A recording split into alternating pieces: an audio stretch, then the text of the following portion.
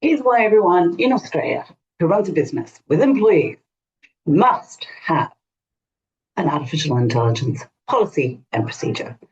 In case you hadn't noticed, CBA recently got in a bit of a gaffe in the media because they stuffed up a little bit. They had one of their employees using artificial intelligence, not the one authorised for approval by the company, but a different one.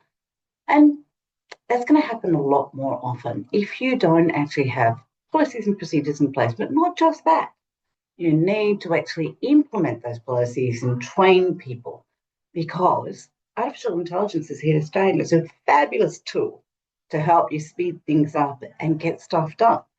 But by the same token, it comes with its flaws. It does get things wrong. You have to check, recheck, and make sure the facts are, in fact, facts and they're relevant and there's not any breaches of privacy or any other possible mistake. Artificial intelligence usage policy is one that I have created for you. It's fully customizable. It will come in a PDF form on my website, but you can easily ask me to send it to you in a Word format so that you can customize it. As you will see, there's instructions on how to customize, what you need to replace, put it on letterhead, etc. Put your company name in there, and the tools that you would authorize people to use.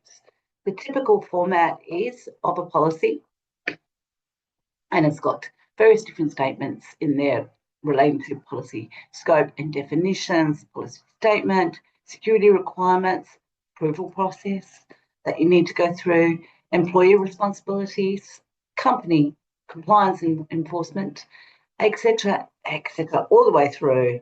And of course, a beautiful, handy checklist to make sure that people have a nice tick and flick thing that they can go through to make sure that everything is honky-dory.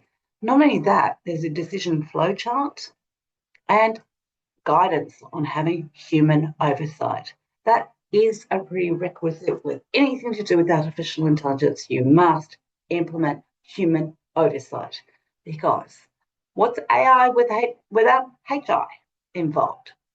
And there are, of course, you've got to understand AI's limitations and things it can get wrong, just like humans. Funny that. Any incidents that happen and how to report them. And then, of course, governance, employee acknowledgement at the end, approved AI tools list, which you can customize to your particular business, and, of course, frequently asked questions. This is available on my website, shop, where you can purchase it for $330, which includes goods and services tax.